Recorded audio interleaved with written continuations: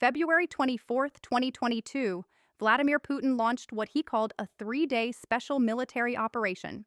He sent 190,000 troops to crush Ukraine. The world watched in horror. Experts predicted Kyiv would fall in 72 hours. Ukraine would cease to exist within a week. It's been over 1,000 days, and Russia is losing. This is the story of how a nation of 44 million people is demolishing a supposed superpower, and why Putin's nightmare has only just begun. What you're about to see will change everything you thought you knew about this war. We'll reveal the secret weapon Ukraine used that Russia still can't defend against. How a 300-person drone unit destroyed $18 billion in Russian equipment, and Putin's catastrophic miscalculation that doomed his entire invasion. Why Russia's unstoppable military is now using shovels as weapons.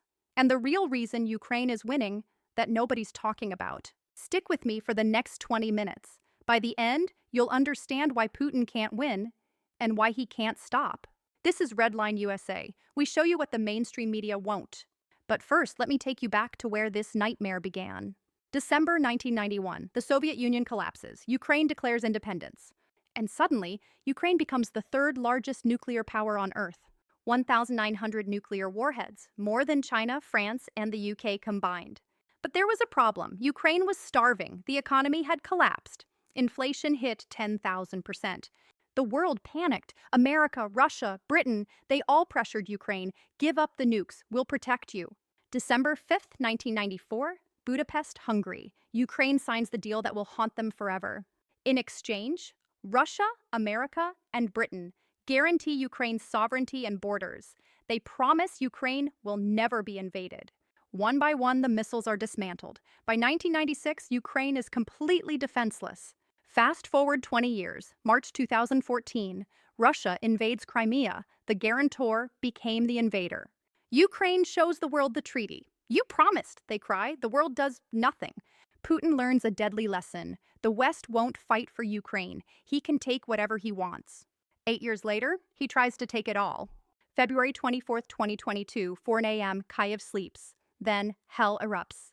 Russia launches over 100 ballistic missiles in the first hour, the largest European invasion since World War II.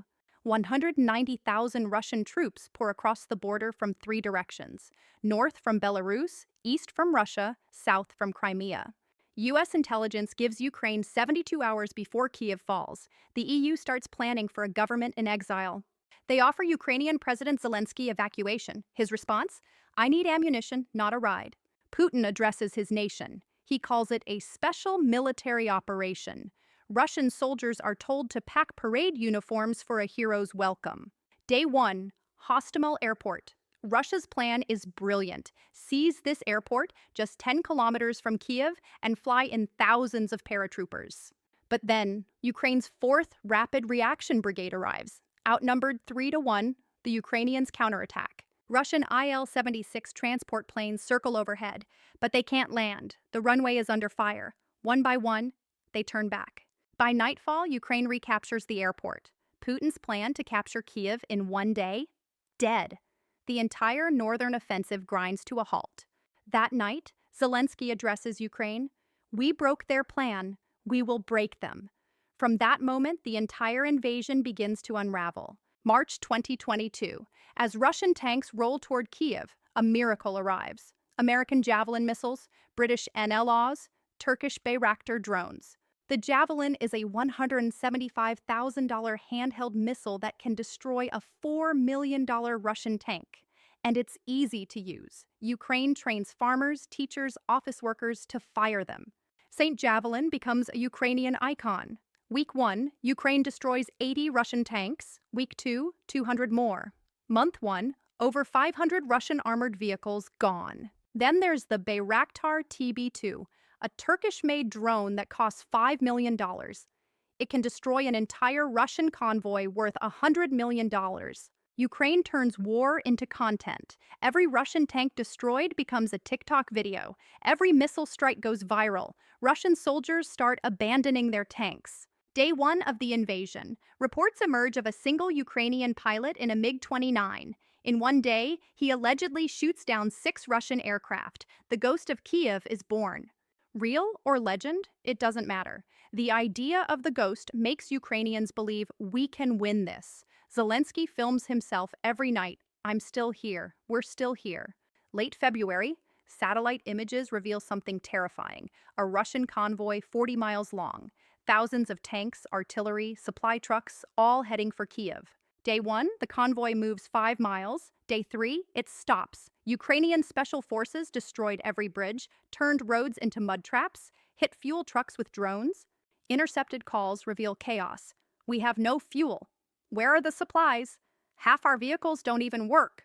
Soldiers start abandoning vehicles. Ukrainian farmers tow away Russian tanks with tractors. This becomes a global meme. The unstoppable convoy is scattered, broken, defeated.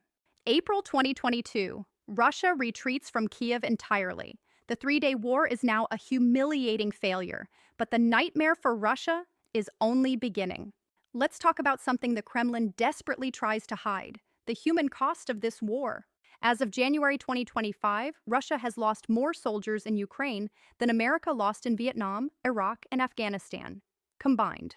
Russia is so desperate for troops, they're emptying prisons. The Wagner Group sends waves of convicts as cannon fodder. They die by the thousands. Ukraine liberates occupied towns. They find mass graves, not just soldiers, civilians, Bucha, Irpin, Mariupol, names that will haunt Russia for generations. March 2023, the International Criminal Court issues an arrest warrant for Putin. War crimes, crimes against humanity. He's a wanted criminal. But the real war isn't just on the battlefield, it's in Russia's economy. The West unleashes economic warfare. The ruble collapses. Western companies flee. McDonald's, Apple, IKEA, Visa, MasterCard, gone. Russian GDP shrinks 30% in 1 year. Russia starts pulling T-62 tanks from museums. Tanks from the 1960s. Museum pieces sent to fight modern wars. Putin begs North Korea for ammunition. Iran for drones. Russia, the supposed superpower, needs help from pariah states. Russian oligarchs who question Putin mysteriously fall from windows. Putin sits at comically long tables, afraid of being poisoned. The dictator is terrified of his own people. Here's where Ukraine gets brilliant. They take $500 commercial drones, add grenades, create a weapon that costs less than a nice dinner. FPV kamikaze drones. Pilots control them like video games. They hunt Russian trenches. Russian soldiers call them Baba Yaga, the witch from folklore. Then Ukraine invents sea drones, unmanned boats packed with explosives. They attack the Russian Black Sea Fleet. The flagship, the Moskva, a $750 million warship, sunk by Ukrainian missiles. The country with no navy controls the Black Sea. Summer 2022. America sends the game changer, HIMARS, High Mobility Artillery Rocket System, 80-kilometer range, pinpoint accuracy. Ukraine targets Russian ammunition depots, command posts, supply hubs. In 1 month, they destroy 50 major Russian logistics centers. Britain sends Storm Shadow missiles, 250-kilometer range. Ukraine hits targets in Crimea. Then come the tanks, Leopards, Bradleys, Challengers. Summer 2023, Ukraine's counteroffensive. August 2024, F-16 fighter jets arrive. Ukraine now has fourth-generation fighters. The first time they're used, they shoot down Russian cruise missiles targeting Ukrainian cities. The hunters have become the hunted. So why is Ukraine winning? 3 reasons. 1, Ukrainians are fighting for their home, their families, their existence. Russians, they don't even know why they're there. 2, the West isn't just watching. They're turning Ukraine into a modern military. NATO training, satellite intelligence, real-time battlefield data. 3, Ukrainian innovation. They adapt faster than Russia can react. Russia's military runs on Soviet-era doctrine. Rigid, slow, can't adapt. Free people defending their country will always defeat conscripts fighting for a dictator's ego. Russia has lost 50% of the territory they initially captured.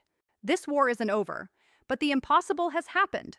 A nation of 44 million is defeating an empire. History will remember this as Ukraine's triumph. This is RedLine USA. We bring you the truth the mainstream media won't show you. If you want more deep dives, subscribe now. And here's my question for you. Do you think Ukraine can fully reclaim all its territory, including Crimea? Drop your answer in the comments below. And if this video opened your eyes, share it. The world needs to know Ukraine's story. This is Redline USA. Stay informed, stay vigilant, and never stop questioning.